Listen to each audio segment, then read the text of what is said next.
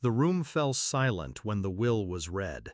The house, the cars, the $2 million, all of it mine. Then the doors opened and they walked in. My parents, the ones who left me 15 years ago, who never called, never wrote, never cared if I lived or starved. Now they smiled, wide and greedy. "We're your guardians," my father announced. "As your parents, we'll help manage everything." I didn't answer, because I didn't need to. My lawyer was already on his way. I was 12 when they abandoned me, dropped at my aunt's door like luggage they no longer wanted to carry. My mother kissed my forehead, my father muttered something about a better life, and they drove away. I stood in the driveway, my aunt's hand on my shoulder, watching the taillights disappear. She raised me. She fed me, clothed me, sat with me through sickness and heartbreak. She never let me forget one truth: blood means nothing without loyalty. And she was right. They didn't call on my birthdays. They didn't show up at graduations. But the moment they smelled money, they returned. They thought I'd forgotten, that the years had softened me into forgiveness. They thought wealth would blind me to history. But betrayal has a long memory. I didn't rage when they arrived at the will reading. I didn't demand they leave. I just let them talk. They spun stories about reconciliation, about being a family again. My mother even cried, dabbing her eyes with a tissue like she was auditioning for pity. Inside, I was calm, because I knew something they didn't. Before my aunt passed, she and I prepared. We anticipated this moment. She knew who would circle like vultures, and she made sure I had every weapon ready. The double doors opened again. My lawyer entered. Polished suit, briefcase in hand, expression unreadable. He sat beside me, opened a folder, and slid documents across the table. "Guardians?" he repeated, eyes flicking to my parents. "Interesting choice of words, considering your parental rights were legally terminated 15 years ago." Their faces drained of color. My father's mouth opened, then closed. My mother froze, the tissue trembling in her hand.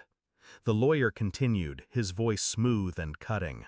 "You signed away guardianship in exchange for debt relief. Court documents, irreversible. In the eyes of the law, you ceased being parents long ago." He placed the stamped paperwork on the table. Their signatures glared back at them in black ink. My father stammered, We didn't mean—" The lawyer cut him off. "Which means you have no claim, no rights, no authority over a single cent or property. Attempting to interfere could be construed as fraud, possibly extortion." I didn't look at them. I let the silence sharpen the knife. My mother lunged toward me then, grabbing my hand like she'd just remembered she had a child. "Sweetheart, we only wanted what's best for you." I pulled my hand away. "What's best for me?" I repeated softly. "Where was that when I needed lunch money, or when I was sick at 12 and she sat by my bed all night while you were gone?" Her lips trembled. No words came out. I leaned back, voice steady, almost gentle. "You gave me up. You don't get to reclaim me now. Not for money, not for anything." The lawyer closed his folder with a snap. "This meeting is over." They left without another word. No smiles now, no performance, just pale faces, eyes cast down, like gamblers who lost everything in a single hand. I stayed seated, breathing slowly, feeling the weight lift off me. This inheritance wasn't just wealth. It was proof that loyalty outlasts blood, that family is earned, not claimed. I walked through my aunt's house later that night, the one she'd left me. Her photographs still lined the walls. Her scent lingered in the hallways. It wasn't empty. It was filled with her presence. She had given me more than money. She had given me strength, the clarity to see betrayal for what it was, and the courage to end it cleanly. My parents thought they could erase 15 years of absence with one greedy smile. Instead, they were erased, legally, permanently, undeniably. I didn't just inherit her fortune, I inherited her wisdom.